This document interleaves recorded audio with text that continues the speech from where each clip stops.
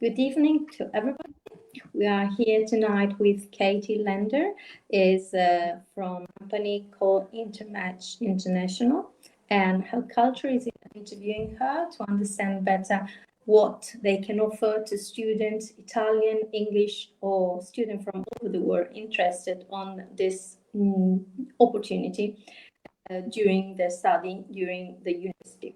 So thank you very much for being with us, Katie, tonight.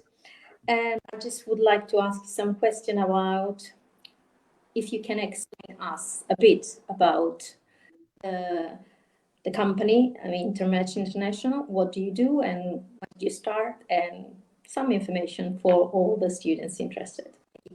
Of course, definitely. Well, firstly, thank you so much, Deborah, for inviting me for this conversation tonight. It's great to be here with you and hopefully get a lot of interest from people from students and young people that you're working with as well. To give you a little bit of background then on our organisation first and then myself, we were set up about 5.5 years ago now in Australia with the key goal of really supporting international students to gain hands-on experience within their chosen field of study and future career. We know that it can often be really, really hard to crack into the marketplace and find opportunities when you are up against 100 of different candidates. So our founders set up the organisation to really support skill development and help connect students with relevant opportunities to help them build that network to go into their next career step. So from that, Outcome.Life, which is our Australian entity, has grown into Intermatch International, and we're now supporting students and graduates into internship schemes globally. So we currently have programs running across the UK, South Africa, soon to launch in Canada as well, but obviously also have the opportunities in Australia for students. And now we have even more remote opportunities going on given what's taken place in the world of work from COVID. So that's our organisation in a nutshell. I am a head of partnerships, and I manage relationships in the UK for students, for businesses, and for universities and partner educational organisations. So it's quite a broad remit. It means that I get to talk to lots of different people, which I love, and really learn about the different organisations and hiring and employment that's taking place, both across the UK, but also more widely across Europe at the moment as well. Okay. So, as you said, you start in the UK not a long time ago, and then you offer some internship, and the internship is just, all over the world, and everybody can apply wherever they want, or they have, first of all, prerequisite that they have to have, because if you consider this channel, it was just for Italian and English, but most of the Italians and most of them, maybe they are interested to come to have an internship to during the studies, but maybe they don't have a good English, like a good level of English. Do they need a prerequisite like a language minimum to apply? That's a really, really good question. So firstly, I would say that there is opportunities predominantly in English at the moment that I'm working with, but also for people that have other language skills. So there's the opportunity here for students, if they particularly want to have an English speaking placement, we can definitely work with them on that. Or if they wanted to do a placement in Italian, then we could work with them to support that, or potentially a different language altogether, considering that we're working with organisations across Europe and also have organisations in the UK that are really looking for people with different language skills that they can bring to their roles. However, the thing to note is that if they are looking for a placement in a second language and English is your second language, then we would be looking for students to be able to showcase the level of ability in the language already, either through qualifications that you've gained, classes that you've taken, if you're studying at university, for example, to showcase where you're at within those classes already. But also it'd be really important to undertake a language assessment as part of our consultation process. So we would always make sure that that takes place so that we felt confident that you had the ability to perform as effectively as possible with your organisation, and also make sure that this is a quality experience for you and for them. So if for some reason we have that language assessment and we're unsure, then we'll discuss what the options might look like a little bit further with you. Okay, perfect. And can you explain us what kind of internship? I mean, do you have like different department? I mean, you have already some experience expertise in other country. Let's say you start, as I understood, in Australia. So you have different. I mean, you offer an internship. The students can come and ask, I would like to go to the marketing department. I'd like to go to like I don't know, finance department. Um, just, I mean, do they have like for the enrollment, do they have an interview with you, with a person responsible in the company, or the process is like going through you and or through the person in charge and then go to the company, or fill in a form and then just if you can explain a bit as like a very I mean easily process when they start, what do they have to do? Yeah, of course. Well, I think you've actually touched on quite a lot of what we'd be asking them to do already, Deborah, but I'll run through it anyway. So realistically, what would happen when a student signs up and showcases interest, and I should clarify, it could be a student, maybe you've graduated. If you've already finished your degree, that's absolutely fine as well. But once you've signed up, then myself or one of my colleagues will be in touch to arrange our initial consultations with you. And this is basically for us to understand a bit about your background, what have you studied so far, what are your current interests, where are you hoping to go with your future career, so that we can really start to understand what opportunities might be a good fit for you and talk you through what the program contains and the parameters of it in a little bit more detail. So you as a student can also decide, is this something that I want to undertake and continue enrolling into? So that would be the first meeting. And we also have some webinars as well that they can attend at this point to get other information about opportunities. Once the students had that consultation and they decide, yes, they 100% want to move forward, they become fully enrolled in the program, and we would be asking you to complete an online profile at this point. So what that would contain would be a copy of your CV or resume, depending on how your local language, how you refer to it, and a video profile. So this is something that we're really advocating and finding is really helping students to gain interviews, is by having a short profile of about a minute or so, where they can actually talk about some of their experiences and their interests for the company. And this is really allowing the company to get more insight than just that piece of paper that you submit to us with some of your past experiences and your studies on it. So they're the two key parts that make up the profile we ask you to complete, along with a couple more general elements as well. And once that's done, your profile is ready to go. And myself and my colleagues will work with you to find the opportunities that we have on the platform that we think would be a really good fit. And you can then apply for them directly, or we can apply you to them and you can approve that you want to move forward with it. And once you've got to that point, that's when your profile becomes viewable to the companies that we work with. So they will then be able to see everything that you've uploaded into your profile. So your CV, resume, your video profile, and this is what they'll use to decide if they think it's a good fit for them and they want to move forward with an interview. At this point, all interviews are taking place online, so predominantly over Zoom. And so you'll be able to do that online, at home, in your own time zone. And once the interview's taken place, the companies will confirm back to us and to yourself if they're happy to move forward. And at that point, we'll finish off the paperwork and you're good to go and get started with your placement.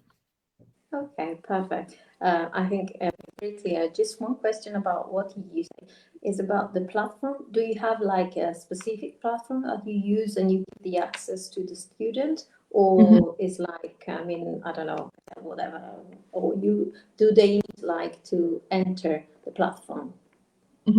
Yes, so InternMatch is our own software system that we've developed. So it's all completely in-house. You do everything online through your web browser. So it's really easy, super user-friendly.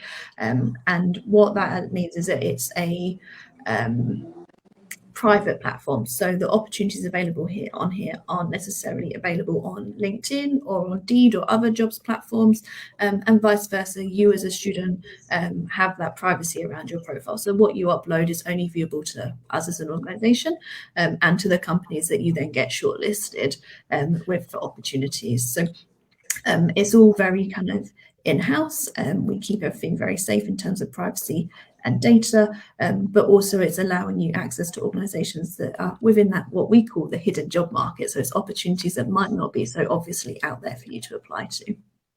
Yes, another question about the platform. And when I do apply the first time, my information will be in the system for a while, or will be, I don't know, cancel or freeze after. I mean, if I apply the first year, I would like to apply the second year because maybe I'm doing during my university degree, so maybe the second or the third year.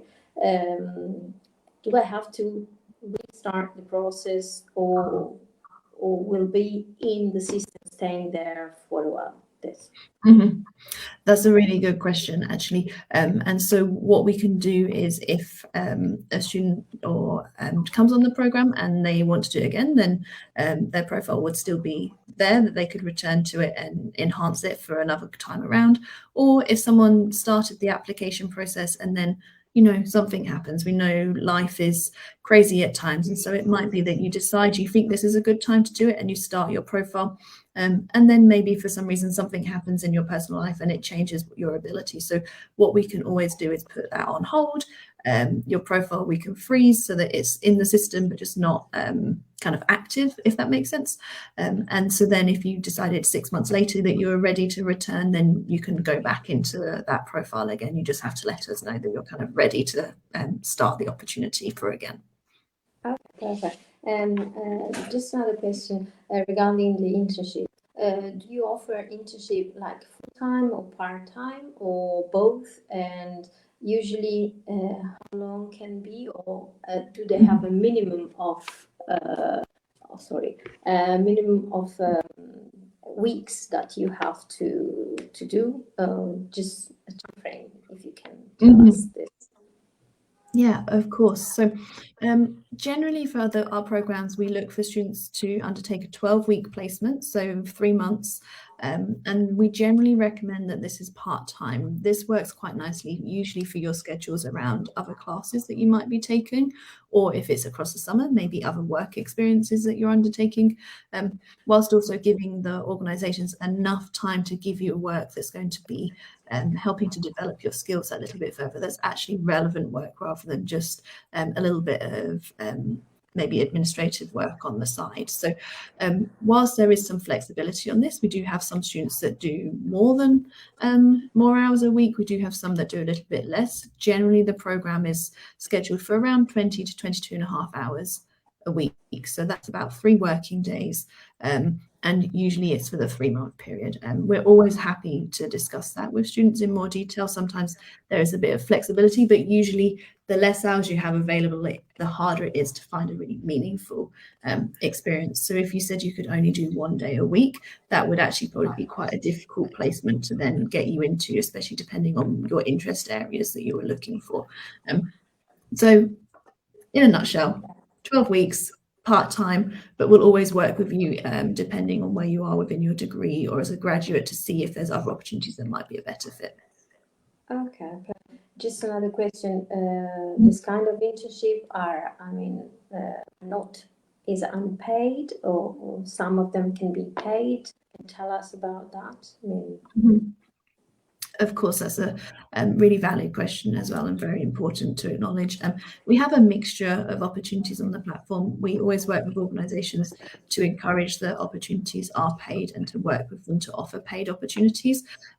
Some of our courses, though, do accept unpaid. So where if an internship is for academic credit, for example, and maybe you're doing a degree that requires an internship, then in that situation, they're not always paid, but we always work with organisations to encourage them to offer paid opportunities. So it's a bit of a mixed bag on the platform, and it does sometimes really depend on the industry sector that organisations are based in. So, for example, we often work with some non-profits that aren't always in a position to afford certain hiring fees, but are in a position to offer some really, really valuable work experience and projects for students to get opportunities within. So it is balanced. It's not all of one and it's not all of the other. So I'm sorry, that's not one polished answer for you. No, I can understand. It's not just I want to have an overview. Give an overview to everybody what they can ask for, what they can have. And another question is regarding COVID. Because of COVID, I think all the business change the way to make business. So how did impact you about COVID? I mean, people did start doing like smart working or something like a similar thing of Yeah. working from home.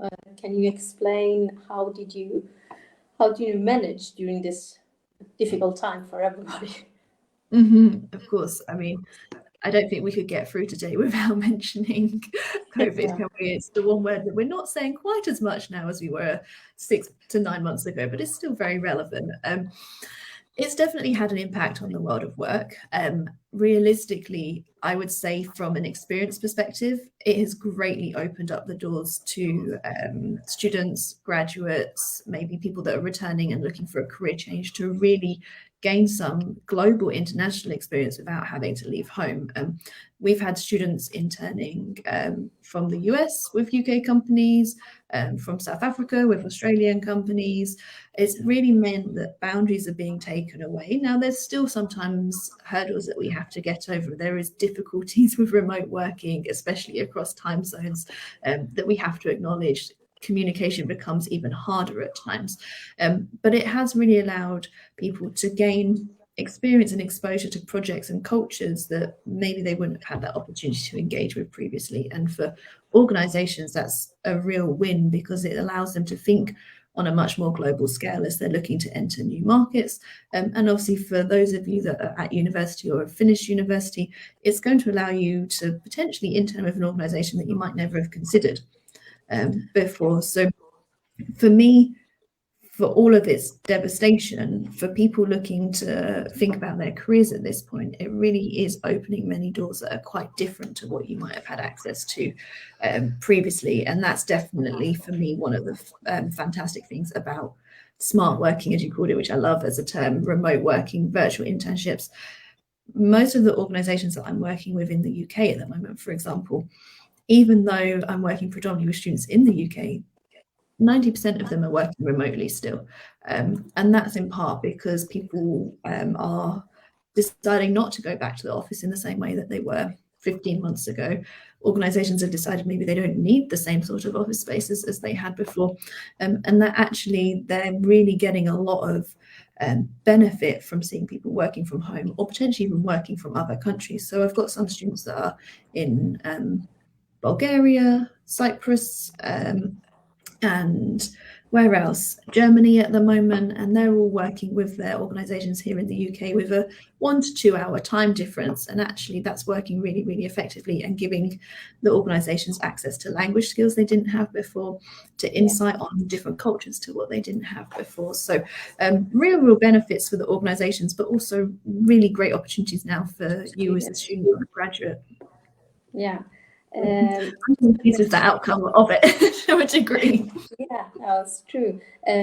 Just another question. If somebody wants to start, say, before summer, so they can start doing like a remote working, and maybe can they go to the place during summer? I mean, it's half and half, like remote working and then presence. So have the double opportunity, because even smart working helps you to improve some area that is not important when you are in the office.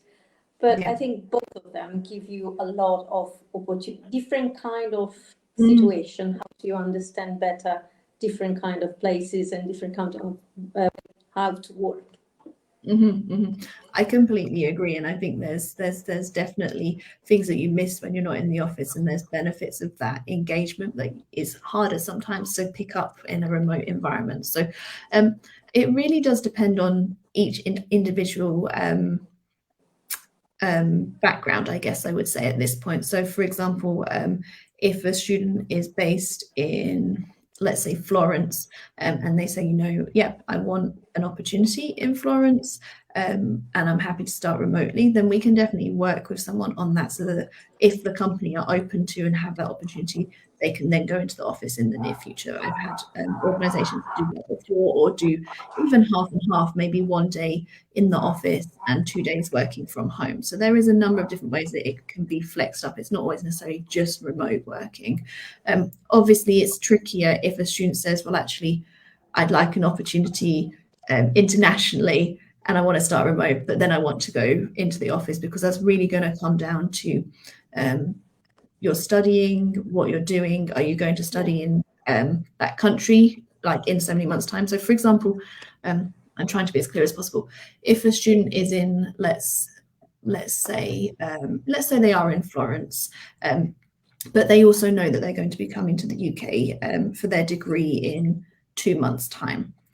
Maybe they decide to have a remote opportunity with a London organisation, and for the first 2 months, and then they come to the UK for that final month before they start their degree, and then maybe there'd be the chance for them to go into the office there. It obviously has a lot more logistics to work around, so that really would be kind of conversations we'd need to have quite individually to understand what the goals further down the line are, so that we can make sure we're matching right as in an accurate place as possible at the time of placement. Oh, so thank you very much for your answer. And then another question is regarding, do you give a certificate at the end of this kind of internship? Do they have to ask directly to the company, or there is like a process to ask in, I mean, you have to ask in advance or not? Because as you know, if we discuss about university in Italy, many of them, they ask to have a document that says that you may be, and you can get 1 or 2 points on your thesis. It depends on what are you doing, where are you working, and stuff like that.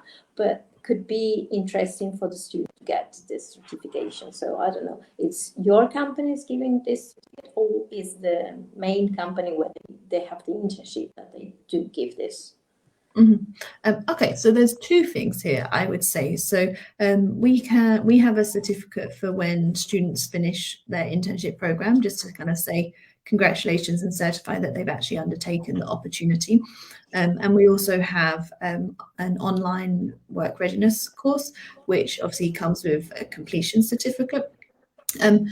But the other thing that students can ask for, and we don't facilitate this directly, but I always recommend that it's discussed, and I always recommend to companies that they offer it if they're happy to, is for a reference letter, so that the students can either take away a letter confirming the placement that they've undertaken, the experience that they've had, and that the person would recommend them, or that they make sure that they've got contact details so they can utilize this organisation for a referral in the future. It really probably is going to depend what you're using it for now, and also where you're going to be working, because here in the UK, for example, most people prefer to just be a referee, so a future referral, rather than necessarily write a letter in advance of the referral.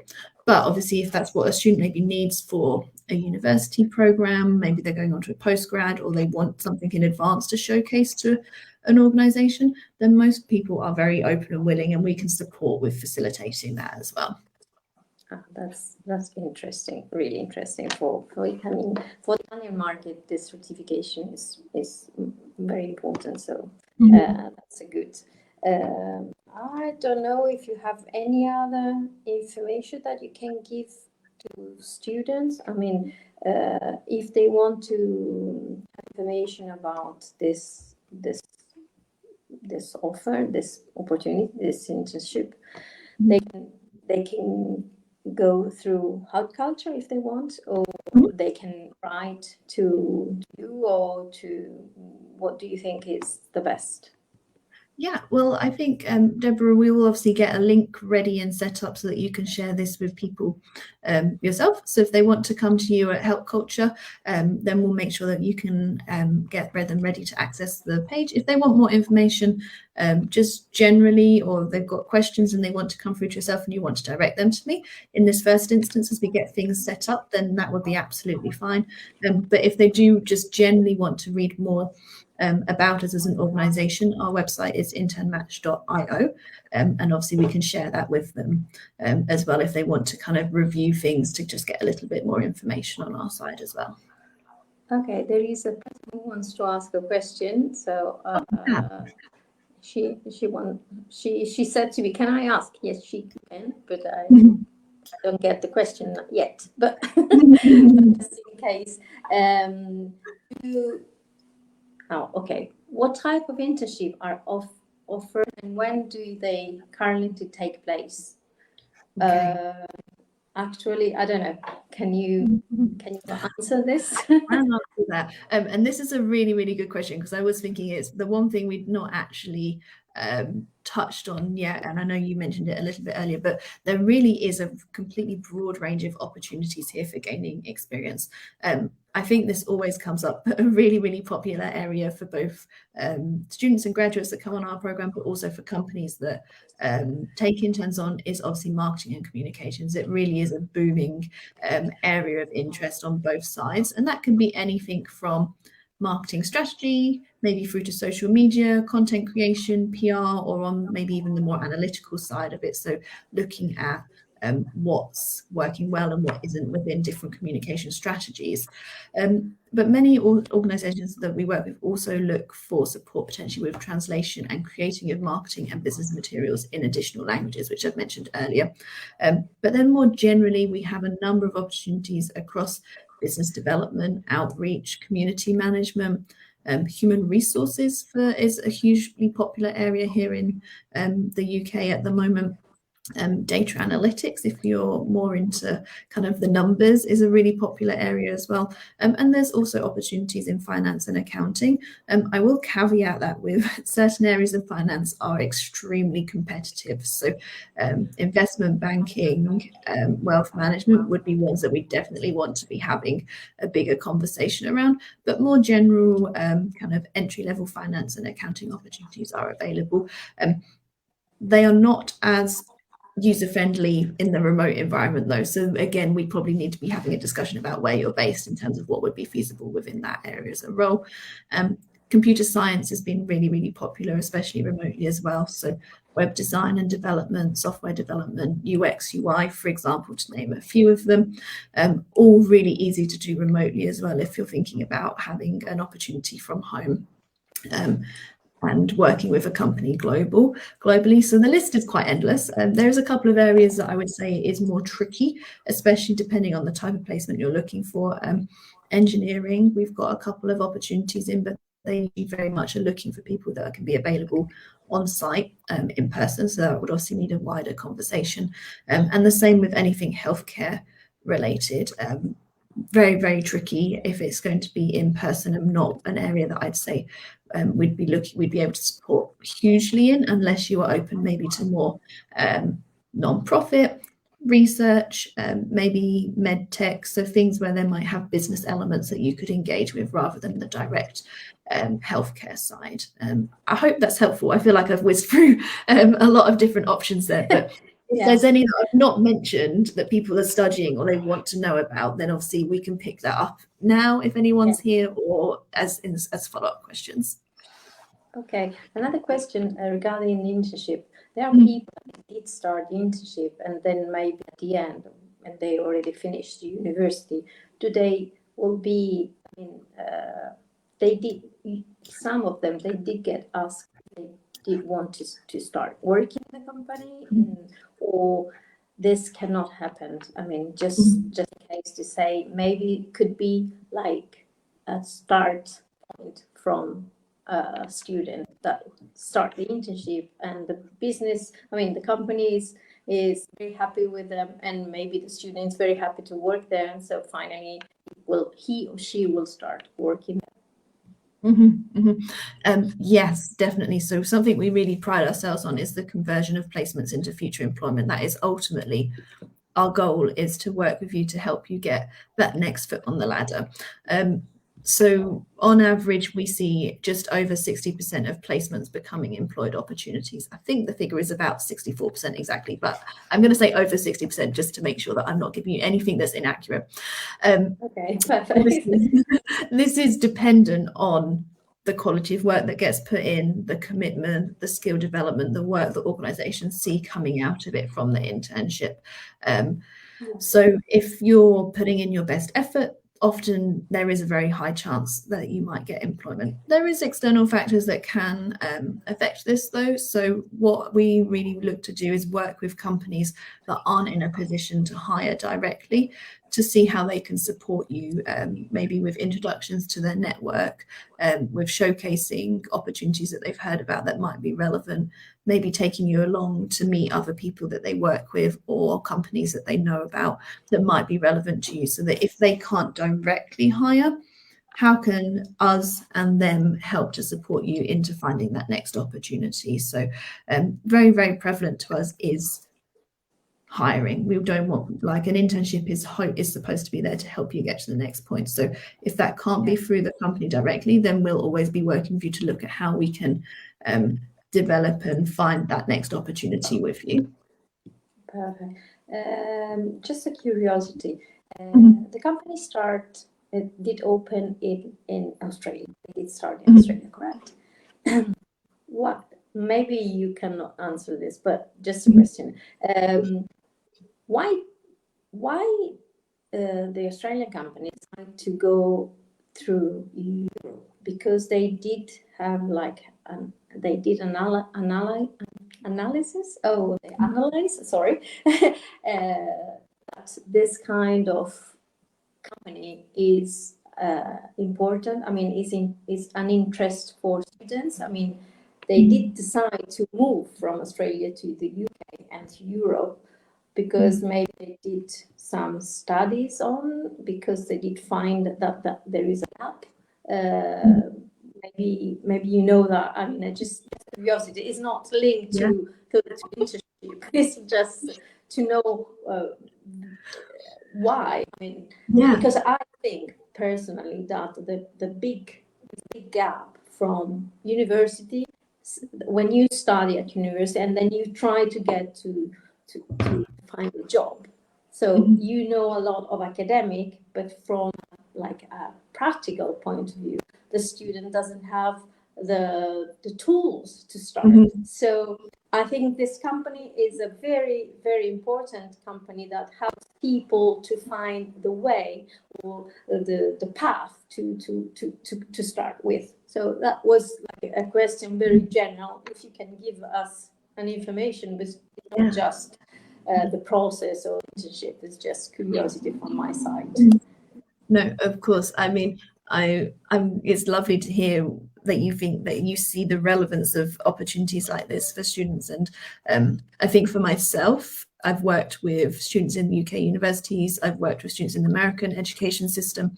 And one of the unfortunate things of the last 10 years, maybe longer, is there's more and more emphasis on the experience that people can bring. You can't just have a degree now, you've got to have a degree plus a part-time job, plus an internship, maybe even a placement year on top of that, to kind of almost sometimes even get into these entry-level opportunities. So as well as that, you're often fighting against cohorts of people, hundreds and hundreds of different applicants sometimes for an entry-level role. So how do you stand out, but how do you navigate for opportunities that maybe are available but just aren't as obvious on kind of the different job hunting sites? So what really led us in some of the expansion, I can't speak wholly on the founders' behalf, but we have a partnership with the Mandela Legacy Foundation.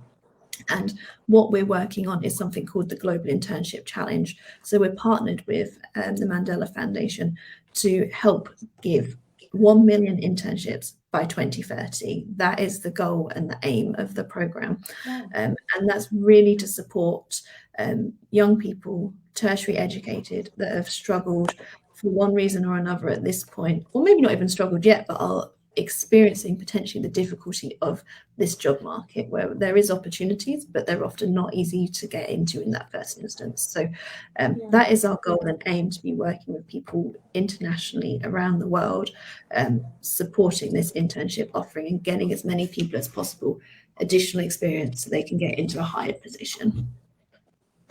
Thank you very much. I think it's a very great opportunity to have this kind of company that helps you find the right company, the right place, the right department, and also to find out what maybe you think is your path, but when you are in the you just, I don't like this, so I want to try another one. So that is a good opportunity because everybody during I mean, when you go for an interview, for a job interview, they just ask you, most of them, what would you like to do?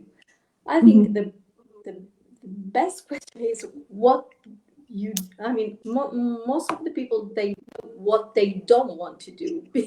So you have to find out. And during the Yes. university process, I mean, the 3 years during summer, you can find out maybe you like marketing, and you see that the marketing is not what is your, I mean, it's not your job. So maybe you prefer like finance, and you didn't know that, even if it numbers, but it depends. You have to be in the company, in the place to understand what is exactly good for you and the right path for you. This is my opinion, personal Yeah, opinion. I 100% agree. I mean, I I unfortunately went through university just before internships were becoming a thing, and my degree was very humanities focused, so it wasn't business driven. It wasn't kind of offered with a placement year, and experience was talked about, but there was not a drive for internships at that point. So I finished it not really knowing what I wanted to do, and decided, a bit like what you've just said, Deborah, to kind of go, well, I'll do short-term temporary work while I figure out what I like, or more importantly, what I don't like. If I discover I don't like it, well, I've ticked it off, I've tried it, and I'll move on and try the next one, because I really was unsure where to go. So I knew I was just going to have to trial and error until I realized what that was that I wanted to maybe stick in a little bit more relevantly. But I always say to people undertaking an internship, if you love it, that's fantastic. I'm so, so pleased, and I'm so glad that that match or that placement has worked out. If you find out that you don't love it, whilst at the time that can be really hard to actually work through and feel appreciative of, in the longer term, that's just as important learning as if you love the experience. Yeah. Because if you don't find out now, you might end up doing something for 5, 10 years that maybe you just don't enjoy. I mean, I had someone that did a fashion degree and now works as an accountant. I mean, they're Completely completely different. different areas. She fashion, very fashionable, but just realized it wasn't the actual work path to go down for her. And now she works in an accounting team. So people can go in all This different is this. directions. Yeah, this is a very good example because everybody thinks that they know what they want to do. I had another student that she was convinced that she wants to be a doctor, and she went for it was not an internship, it was a pre-uni course to become a doctor. Mhm. Then at Yeah. the end, she decided, I don't want to be a doctor. I want to study and research on Mhm. some topic like a doctor, but I don't want to deal with patients, stuff like that. But she find out about that. So I think it's important to consider that internship can be built with the university to understand exactly what is exactly what you want to do. So Definitely. I mean, I was very lucky that I have some family friends in Germany, and so way before I even got to university, a bit like what you were just saying with your student, I, through our family friend, managed to get 2 weeks work experience in an equine veterinary hospital in Germany. And because I thought that's what I wanted to be. I wanted to be a vet. I wanted to work with animals. I wanted to be something related to horses. And then I went and did that 2 weeks, and I came back and I felt mortified because I was like, I don't know if I want to do this.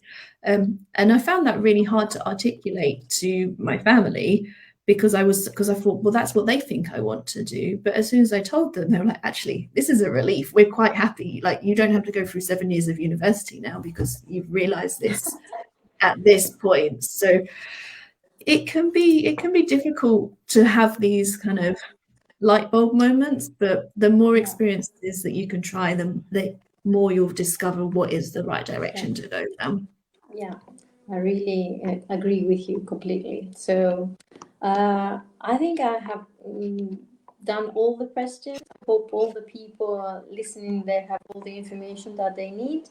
I just want to say that they can look at the registration of this interview on YouTube channel called Health Culture Edu, or they can write to internship.co.uk, the page, or we are on LinkedIn and in Instagram and Facebook. So I hope somebody will be considering this opportunity, because it's a great opportunity. And before, they didn't have any kind of company that is focused on this segment of the market. So I think it's very, very interesting. So thank you very much, Katie, again, and I hope we can work together with students interested in coming and working as an internship. Thank you. Me too. Thank you so much for having me. Okay. Right. 1 second. I can't.